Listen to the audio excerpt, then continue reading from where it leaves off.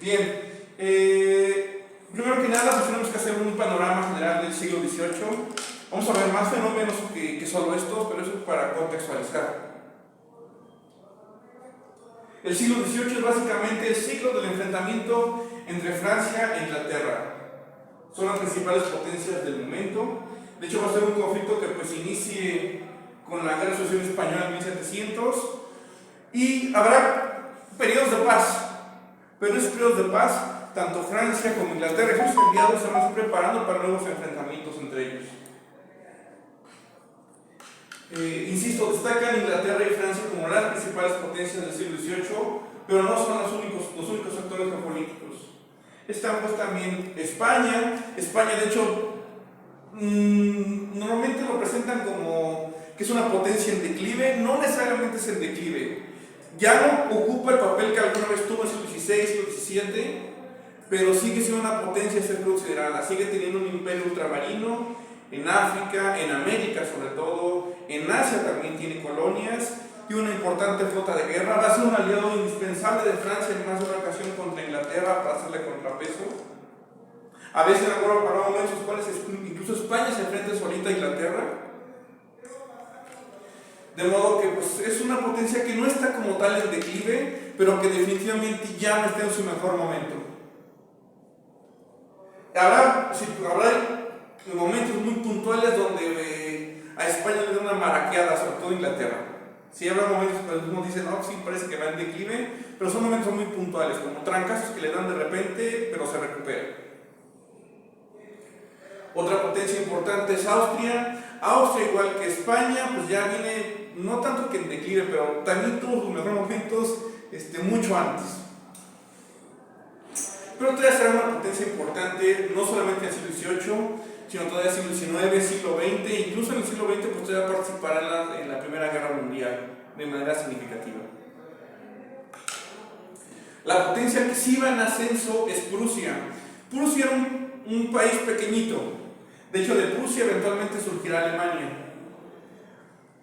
Inicia como un estado dependiente del Imperio Austriaco, parte de los dominios de los Habsburgo, pero eventualmente va a empezar a consolidarse como potencia regional. Pueden pasar, pero nada más por atrás. Va a ir empezando a incrementarse su poderío militar. Va a seguir siendo muy pequeño, pero incluso con su tamaño tan reducido, tanto territorialmente como demográficamente, incluso con eso logran manejarse bastante bien sus monarquías, la monarquía prusiana, y le da un papel importante a Prusia a lo largo de todo el XVIII y todavía en las guerras contra Napoleón. E insisto, eventualmente hacia el XIX, pues de Prusia surgirá Alemania. La otra potencia que también va en ascenso es Rusia. Rusia es una potencia interesante porque está muy al oriente de Europa, se extiende no solamente sobre territorios europeos, se empieza a expandir militarmente, sino que también se empieza a expandir sobre Asia. De hecho, la mayor parte de la expansión pues, es sobre el territorio asiático, y pues va a llegar eventualmente al extremo oriental, hasta la costa del Pacífico. Va a meterse en conflictos a cada rato con Prusia, con Austria y con el Imperio Otomano, ahí también con Polonia y con Suecia. Justamente en su proceso de expansión va a rivalizar por territorios, pero la parte más importante del territorio que se expande va a ser sobre todo hacia Asia. Una potencia que esta sí va en declive es el Imperio Otomano. De hecho lo llaman el hombre enfermo de Europa. En su momento lo llamaban así, el hombre enfermo de Europa. Ya era una potencia que era una sombra del poder que alguna vez tuvo. Ya no era el Imperio Otomano que en el siglo XV conquista Constantinopla y pone a temblar Europa.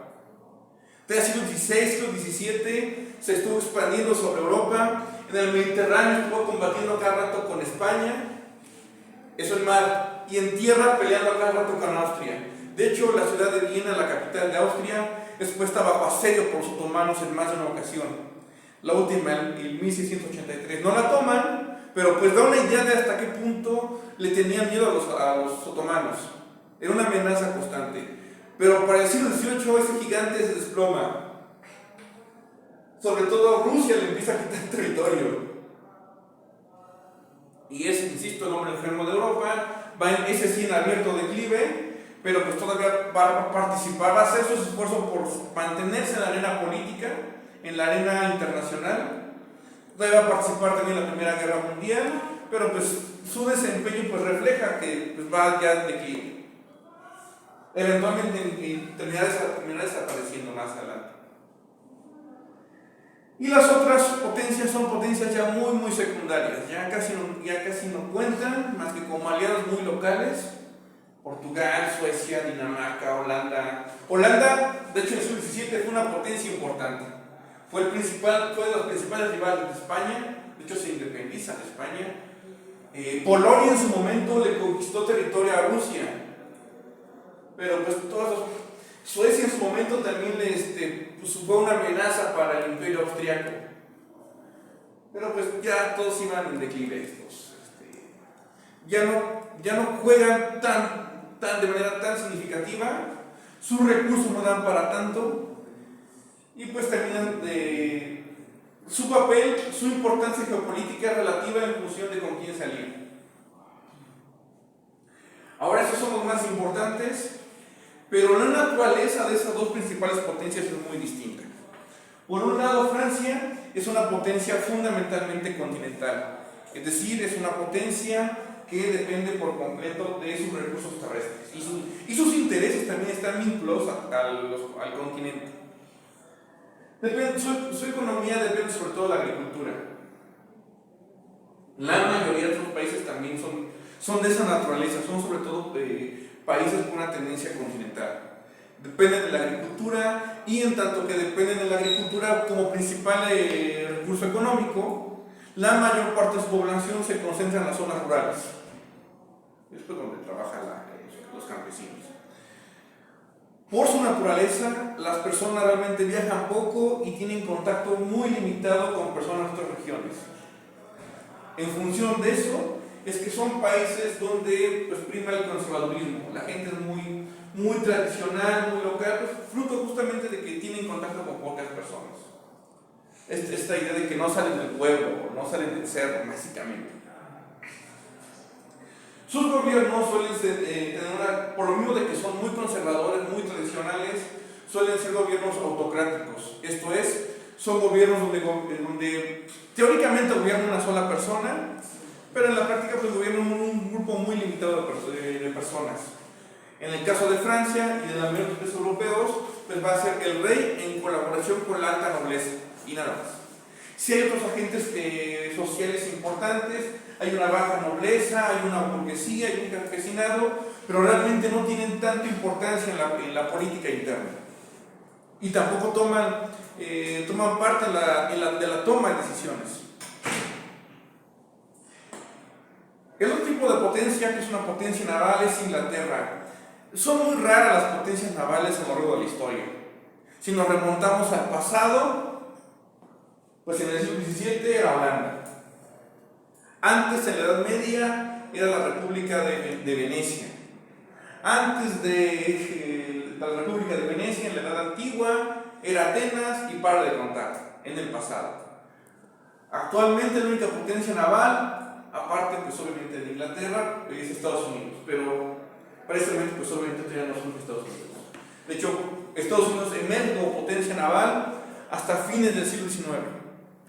Ya pues de ahí se va a seguir hasta la fecha. Son potencias navales porque dependen sobre todo del comercio y de la industria, es decir, dependen del comercio a través del mar, pero pues requieren comerciar algo. Normalmente para eso tienen a su vez una industria que respalda y fomenta las actividades comerciales. Dado que dependen sobre todo de esta actividad y de esta otra, su población no se concentra en las zonas rurales, a diferencia de estos. Su población aquí se concentra en las ciudades. Es una población que pues, hace que las urbes empiezan a crecer y en función de la interacción que tienen, porque pues, al final La población urbana, pues no solamente es la población que nace en la ciudad, sino que también es un un polo de atracción para más gente de otras ciudades, de pueblos cercanos. Y pues eso genera interacción entre grupos de personas que tienen orígenes muy distintos. Y no es la única forma en la cual la gente interactúa, sino que también a través del comercio. Los comerciantes pues, van a lugares muy distintos, no solamente dentro de Inglaterra, sino otras partes de Europa, otros continentes incluso, y pues conocen gente de lo más diversa, con valores, con creencias, con formas de pensar también muy diversas, y que a los comerciantes pues les importa poco la forma en la que piensa la gente. Lo que a los comerciantes les interesa es vender sus productos. Le vale madre si piensan que existe más de un Dios. Le vale madre quién gobierna en la casa, si la mujer o el hombre. Lo que importa es que le compren sus productos. Y esa actitud genera que sean mucho más liberales. Esa es la otra característica de las potencias navales. Suelen ser potencias muy liberales, con una enorme apertura hacia lo que es diferente.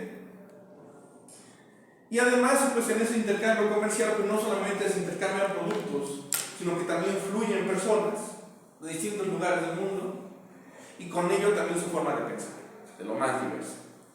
Fruto de ese liberalismo y de esa diversidad es que también su sistema de gobierno tiende más hacia la democracia. Obviamente no es que participen todos, pero participan muchos más actores que los que participan aquí. Y pues bueno, esas son sus características fundamentales. Esto debe quedar...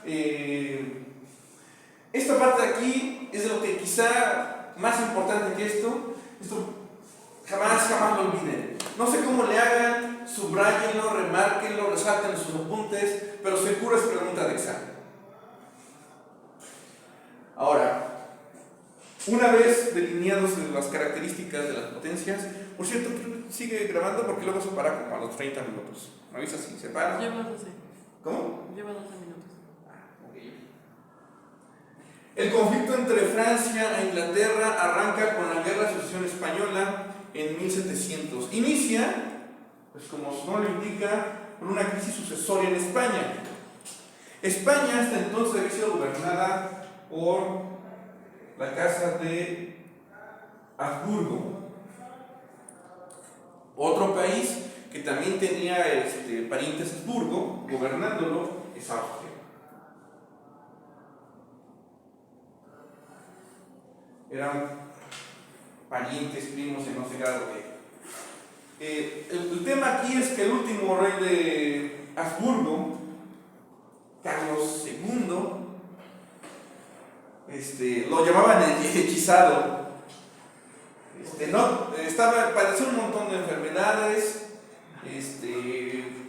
encima no tenía hijos, sí se había casado, pero pues, quién sabe qué pasó, porque no tuvo descendencia, no tenía a quien heredar el trono. Los austríacos pensaban, pues como es Habsburgo, lo más seguro es que nombre a uno de nuestra familia para gobernar España. Pero el rey de España, en su testamento, no le deja nada a nadie de los Habsburgo.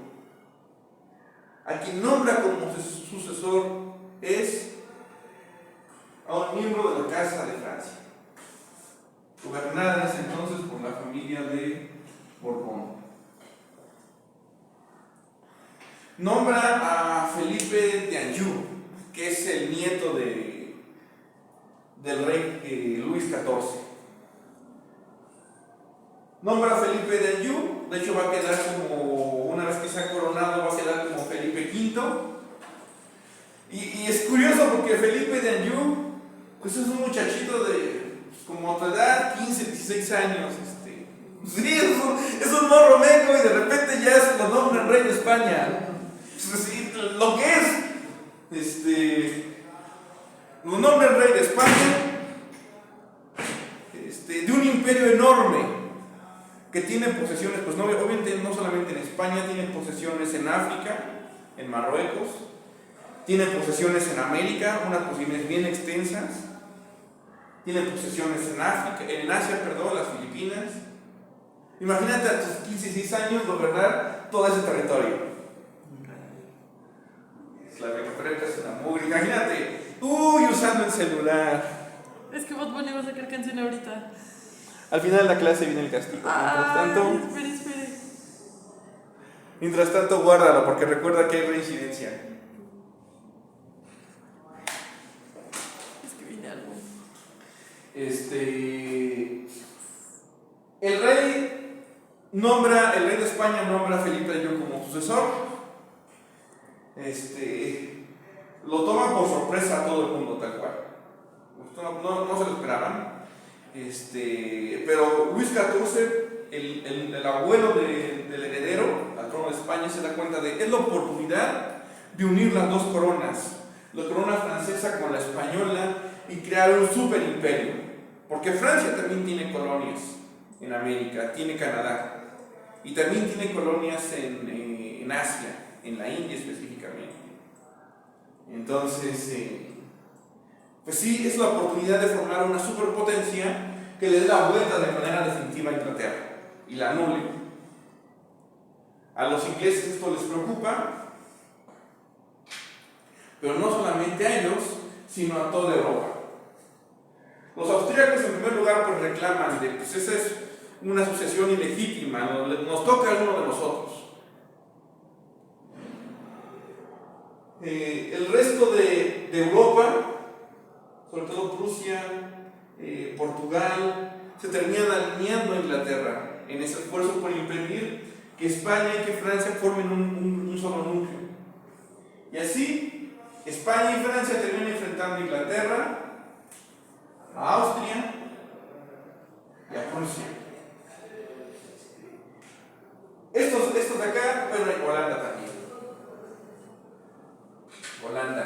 Estos de acá, sobre todo lo que son Rusia y Suecia, están metidas en conflictos internos. Ellos están librando su propia guerra paralela a la guerra social española, y dura más o menos lo mismo. La gran guerra del norte. No, esa no nos interesa tanto. Sí es importante, pero no para los objetivos de la clase. Es una guerra complicadísima para... también Portugal. Portugal se suma a la lucha contra España, ¿perdón? Contra España y Francia. Es una guerra muy complicada. Se hacen unos gastos enormes de dinero, de recursos, envían un montón de tropas a la muerte, y al final ambos bandos terminan exhaustos. Francia sufre un montón de derrotas en el centro de Europa, combatiendo a prusianos y a holandeses. En España, a su nieto Felipe le va mejor combatiendo a los portugueses y a los ingleses. Pero la guerra se extiende no solamente por Europa, sino también por América, porque tanto Inglaterra como Francia tienen posesiones en América, España también, todo lo que hoy es Estados Unidos, la costa este de Canadá, el Caribe, Cuba, Jamaica, todas esas zonas se vuelven zonas de conflicto. En el Océano Pacífico, Filipinas, la India, todas esas zonas también se vuelven zona de conflicto. Entonces es una suerte de guerra mundial. Al final, formalmente la gana Inglaterra, formalmente. Pero tampoco es una victoria absoluta. De hecho, tienen sus éxitos los españoles y los franceses. El éxito fundamental es que al final sí se impone Felipe de Anjou como monarca de España. Es decir, la casa de Habsburgo desaparece y es reemplazada por otra rama de la casa de Borbón, que por cierto hasta la fecha sigue gobernando España. Nominalmente, en la práctica gobierna su parlamento y su presidente. Formalmente, pero al menos como formalidad, sigue existiendo la casa de Borbón en España. En Francia ya no. Se permite que permanezca Felipe de Anjou, pero con la condición de que las coronas nunca se unifiquen, de que no sean una sola potencia, que es la amenaza para Inglaterra. Aceptan ese acuerdo, aunque en la práctica pues van a ser aliados constantemente a lo largo de todo el siglo. Termina esta guerra, viene un esfuerzo enorme por hacerse de más recursos, porque saben que si esta guerra que duró 15 años costó un chingo de dinero, un chingo de esfuerzo, pues hace falta prepararse para la siguiente. Se toman su tiempo. Hay otros enfrentamientos en el interín. Está, por ejemplo, una guerra de sucesión austriaca entre Prusia y Austria, con la participación velada de Inglaterra. Hay una guerra entre España e Inglaterra, que es la que se conoce como la guerra de la oreja de Jenkins, por un capitán que le corta su oreja. Pero son parte del mismo fenómeno.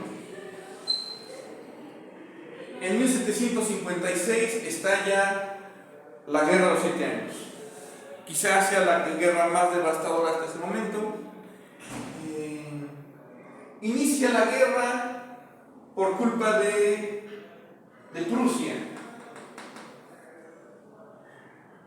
Prusia, que es un país pequeñito, habíamos dicho, pues decide hacerse más territorio, sobre todo un territorio estratégico, porque pues tiene ahí unos enclaves industriales y una producción importante de hierro y en consecuencia de acero.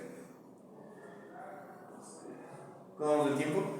¿Sí que grado? 21.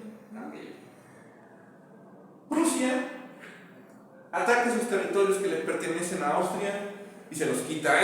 Es una campaña relámpago. En muy poco tiempo le da una madriza a las tropas austríacas y se adueña del territorio. Hasta allá habría quedado.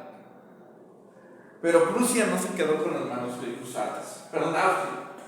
Austria decide que quiere recuperar esos territorios y decide aliarse con Francia. Austria se alía con Francia. Austria se alía con Francia para recuperar sus territorios, pero pues hay que ofrecer algo a cambio. Los austríacos tienen que ofrecer algo a cambio del apoyo francés. Y lo que hacen es concederle territorios en los Países Bajos, una zona que está entre Holanda y Francia. Le ofrece algunas ciudades importantes, son ciudades estratégicas, además son ciudades comerciales.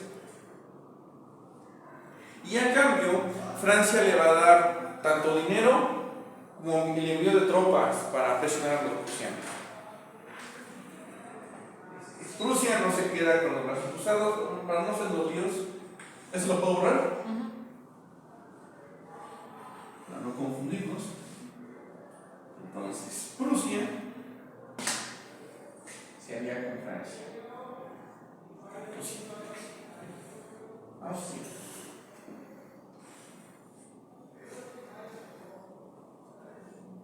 Y por su parte, Prusia, que se ve avasallada ya por la alianza franco-austriaca, pues decide aliarse con el enemigo natural de Francia, que es Inglaterra.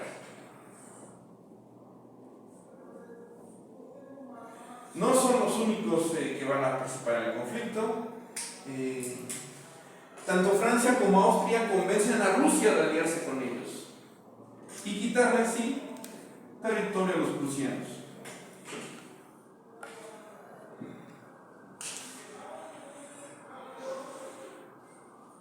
No van a ser los únicos. En alguna fase de la guerra, ya más adelante, se termina aliando España con Francia. España entra en la guerra 7 años, más a fuerzas que de gusto, y además interviene casi al final. España entra hasta 1762. En principio es una guerra que estos parece que la llevan a perder. 3 contra 2 y eventualmente 4 contra 2. Sin embargo, el problema de Francia y de España es que no pueden concentrar sus recursos en una sola cosa. Ya de por sí, tanto Francia como Inglaterra tienen que defender un montón de sectores, porque tienen colonias más allá de Europa. El problema aquí es que Francia, por su condición de potencia continental, aunque tenga una flota de guerra, y lo mismo vale para España, aunque tenga una flota de guerra, son potencias continentales. El problema de Francia y también de España es que tienen que invertir recursos tanto en sus fuerzas terrestres como en sus fuerzas navales. Francia e Inglaterra se están peleando en el mar, sí, pero al mismo tiempo Francia se pelea en tierra con las tropas prusianas, aunque tiene estos de aliados. En contraste, Inglaterra puede concentrarse únicamente en sus fuerzas navales y desatender sus fuerzas terrestres realmente. Sí tiene un ejército de tierra, pero es muy limitado. La guerra se extiende por, pues obviamente, Europa, se extiende también por el Canal de la Mancha, se extiende por América del Norte,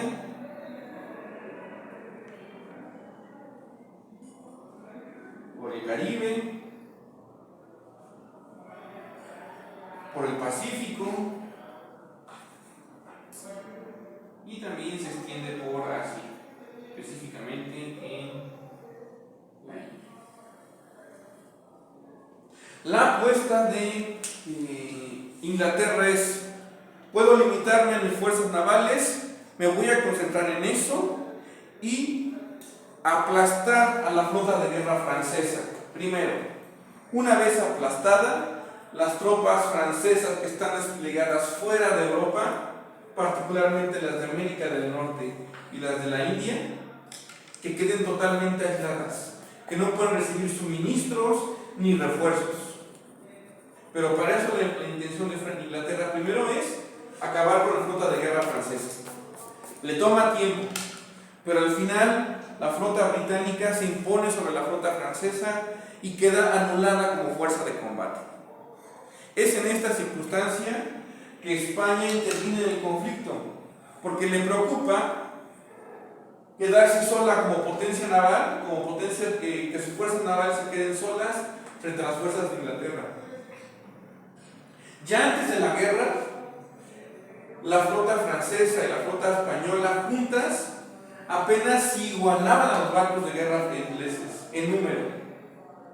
Si esta queda anulada por completo, esta ya no tiene forma de hacerle frente. Entonces interviene en el conflicto, pero interviene ya muy tarde. Insisto, interviene más a la fuerza que de gusto. Y los ingleses despedazan también a la flota española. A esta ya más rápido. Ya tienen mucho callo, mucha experiencia. Le dan una madriza terrible a la flota española. Y no solamente eso, sino que se adueñan de dos puntos estratégicos del Imperio Español. El mismo año, 1762, se adueñan de La Habana en Cuba y se adueñan de Manila en Filipinas.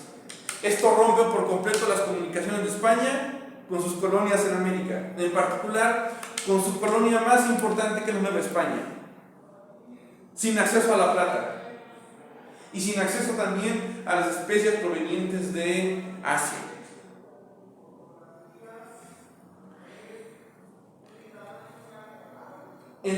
Por su parte, Prusia padece muchísimo. Le cuesta trabajo enfrentarse a tres ejércitos al mismo tiempo: al ejército francés, al austriaco y al prusiano. Hay momentos en los que parece que Prusia está a punto de ser derrotada, pero finalmente se logra imponer en cada batalla, pero a un costo enorme, económico y en vidas humanas. Al final, los rusos, así como entra España, los rusos también se empiezan a preguntar si vale la pena seguir luchando de este lado. Y tanto Prusia como Inglaterra logran convencer a los rusos de que abandonen la alianza, les hacen una serie de concesiones territoriales en Polonia, y pues los rusos se salen. Sin Rusia, pues ahora resulta mucho más complicado para Austria y para Francia derrotar a los prusianos. Prusia, aunque está debilitada económicamente, recibe dinero de Inglaterra para subvencionarlo y que siga peleando. Y al final, pues, tanto Francia como España como Austria terminan firmando la paz, terminan vendiendo. En este acuerdo, por ejemplo, Inglaterra regresa a España ciertamente Cuba y Filipinas. a La Habana y Manila, así lo regresan. Pero deja un muy mal sabor de boca a los españoles esas derrotas. Les hace sentir que su imperio de ultramar, en particular su imperio americano, está en riesgo. De hecho, les preocupaba constantemente que los ingleses durante ese año aprovecharan Cuba como base de operaciones para invadir la Nueva España y sin poderla defender realmente. Por su parte, al norte, en América del Norte, Inglaterra se queda con Canadá. Canadá, que hasta entonces había sido francesa, se pasa a ser parte del Imperio Británico. Lo mismo ocurre con la India. En la India había tanto franceses como ingleses, pero a raíz de esta guerra, Francia pierde todos sus territorios en la India y queda bajo control inglés. Le quitan también por ahí territorio a España, más al norte. Le quitan la Florida. Es decir, sí le regresan Cuba, sí le regresan Filipinas, pero los ingleses se quedan con Florida. Es un golpe duro para España. Francia se lo intenta compensar a España, dándole a esta zona de Nueva Orleans, para compensarlo por la pérdida, pero pues no basta todavía. Inglaterra sale fortalecida, sale vencedora, sí, pero todos los países, tanto vencedores como vencidos, salen terriblemente endeudados por la guerra. Todos, sin excepción. Pero quizá en el caso de España y de Francia, su nivel de endeudamiento sea más dramático.